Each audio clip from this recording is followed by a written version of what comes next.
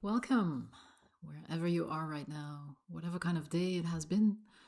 Take a moment to arrive, to settle into this talk.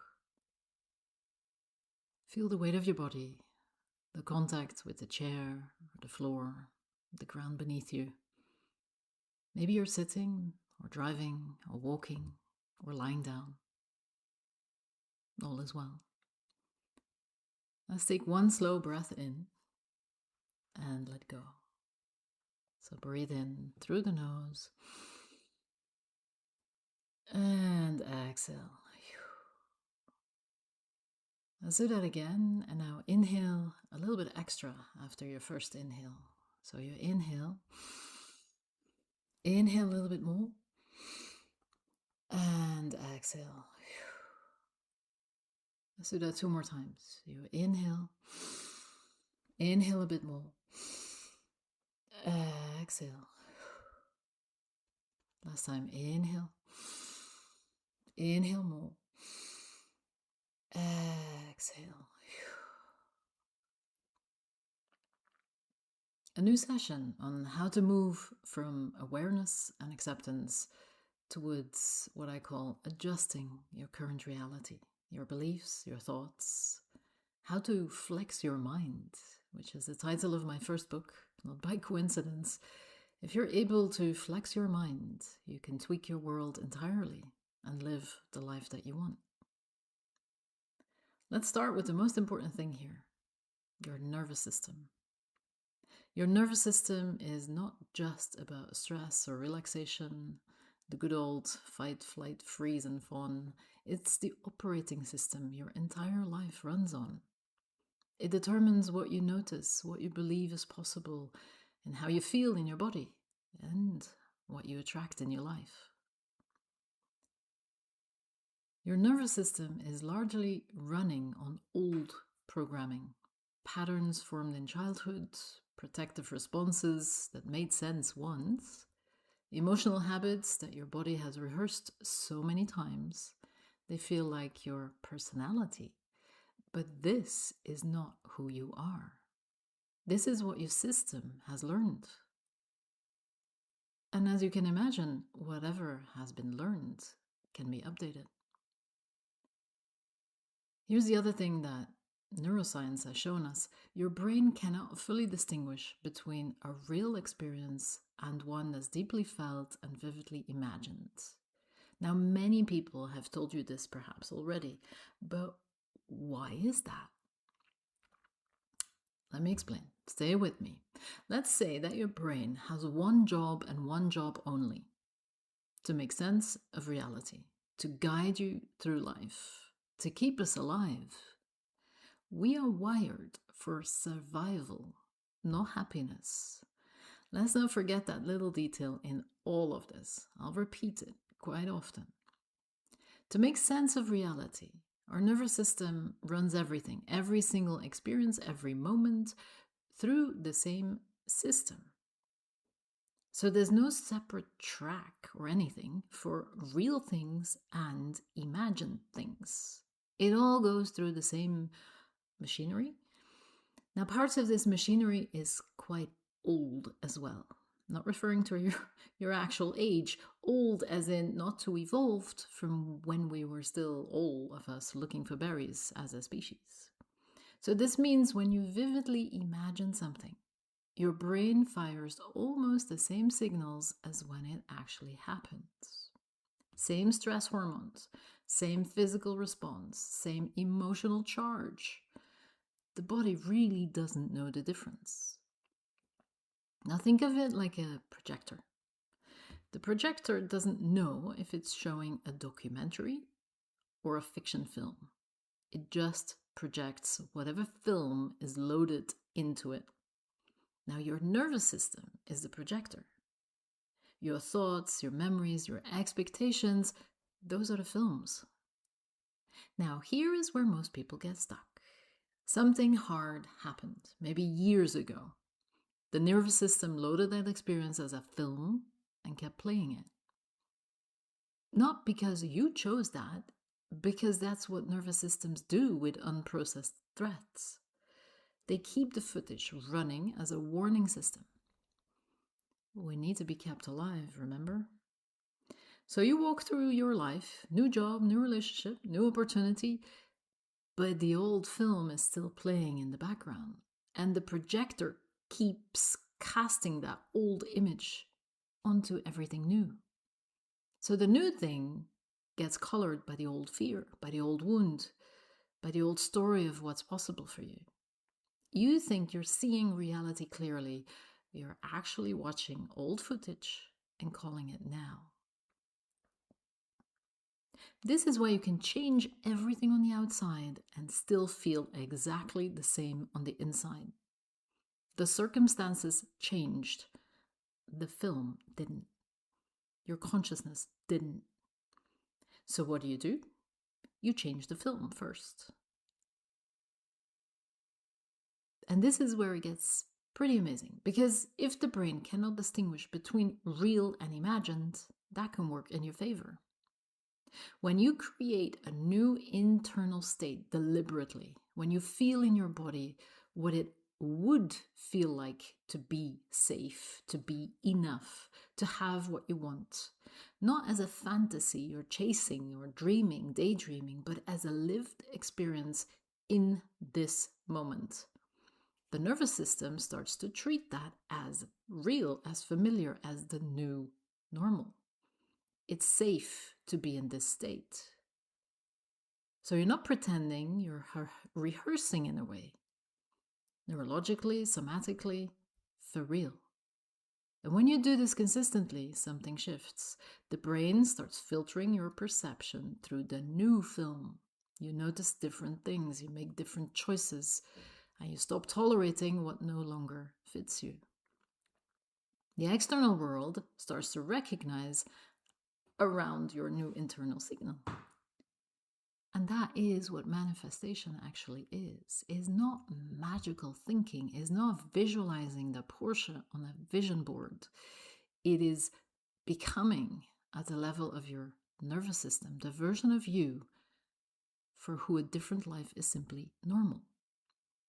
So you cannot think your way over there. Thinking is just a projectionist reading the label on the old film. Real change happens when you put new footage into the machine. And that's what meditation does. That is what nervous system work does. It's not about calming down. Relaxation, oh yes, that too, and it is necessary, but it's not enough. It's not where it stops. It doesn't stop with concentration either. It's about installing a new baseline, a new familiar, a new real. So you stop waiting for life to change so you can feel different. You feel different first, and then life catches up. And we can go even a little bit further in this. I hope you're still with me. So your senses take in somewhat around 11 million bits of information per second. That's a lot. Your conscious mind can process approximately 40 to 50 bits per second. That is it. I'll repeat, 40 bits out of the 11 million. So everything else gets filtered, compressed, discarded, filed away below conscious awareness. So your brain is making millions of editorial decisions every second about what is worth showing you and what gets cut. So forget the idea here and now that you know what's going on. We only see a tiny microscopic glimpse of reality. And who's the editor? The old film. Your nervous system state, your past experiences, your current fears and expectations, those determine which 40 bits make it through. You don't see reality. You see a highly curated highlight reel selected by your history. Two people walk into the same room. One has a regulated nervous system running a film of safety and possibility. The other might be dysregulated, running old footage of threat, of fear. They will literally perceive different rooms, different people, different opportunities, but same room. Different films, different reality. And this is why changing your nervous system state is not self-help fluff. It is changing the filter through which reality itself reaches you. You get access to more. Different data. Wider picture. The world doesn't change.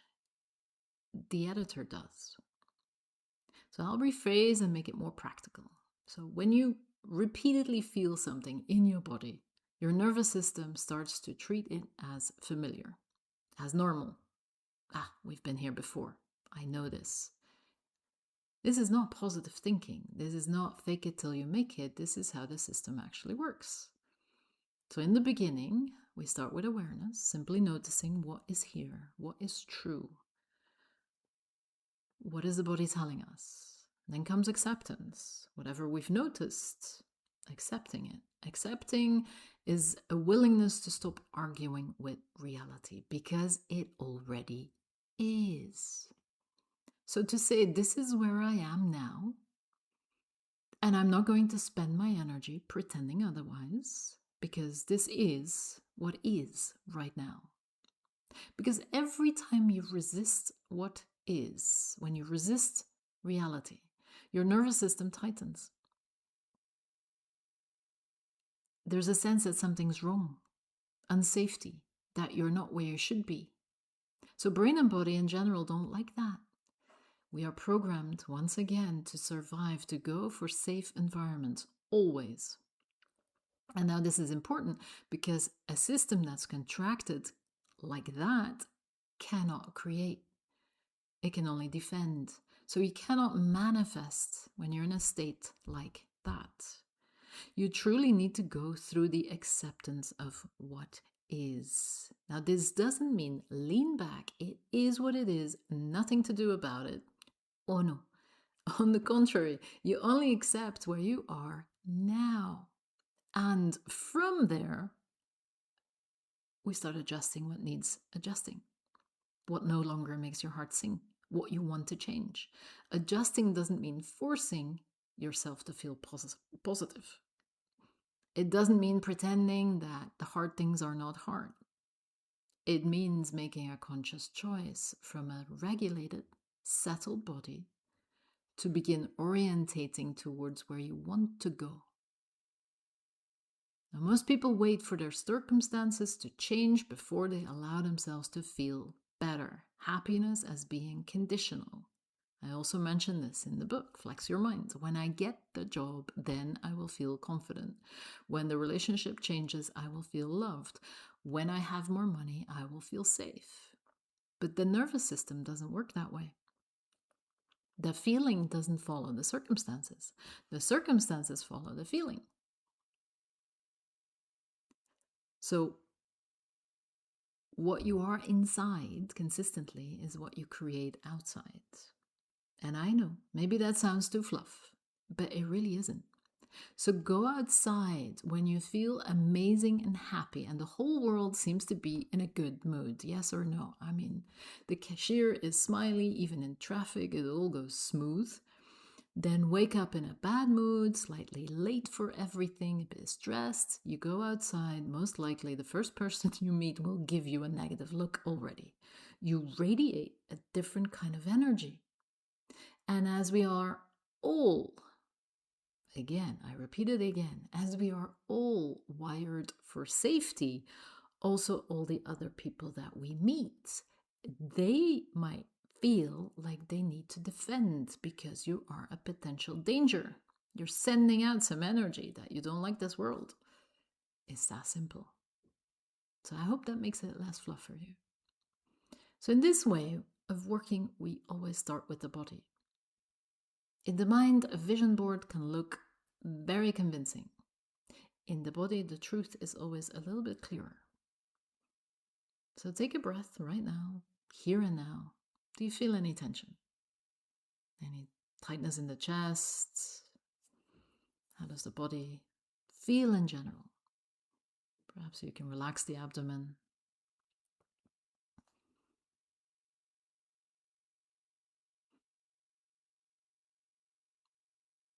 And just relax. Nothing to do here.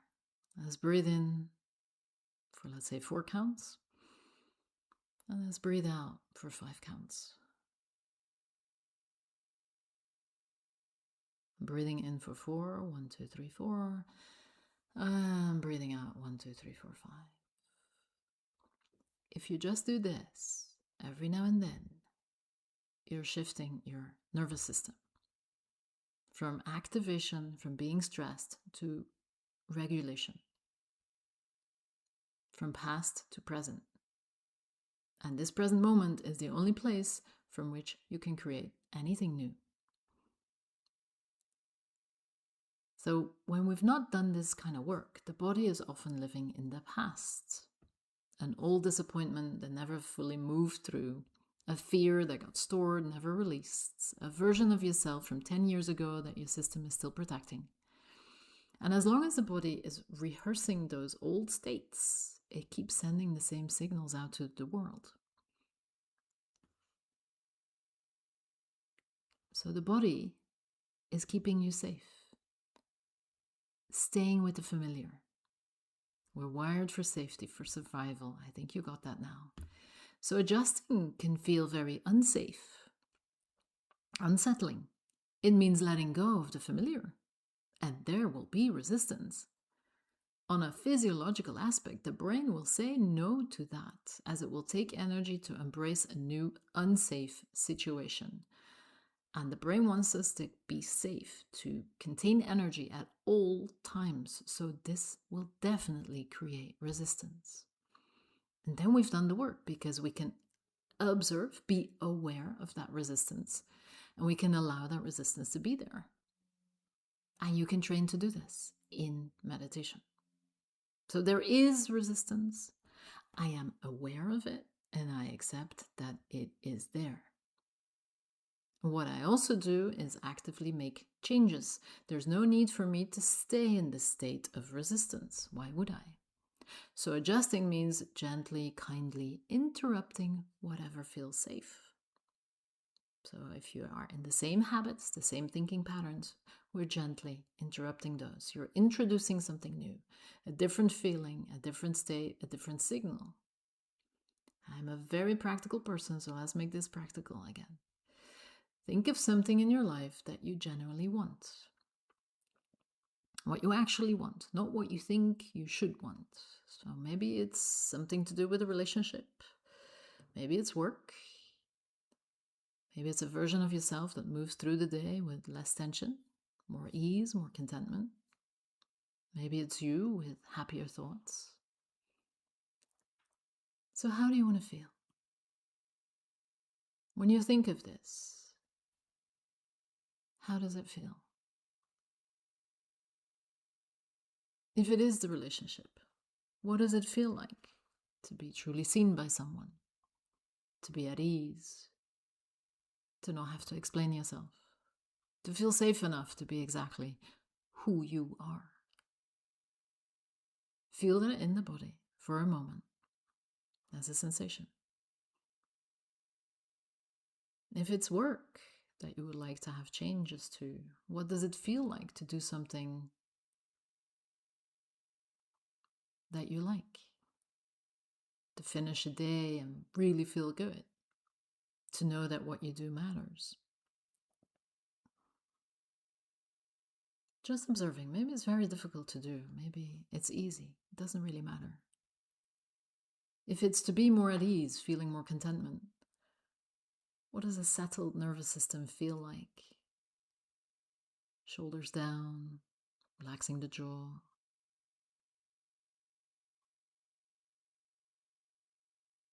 So it's those kind of feelings, those states. That's what you're programming into your system.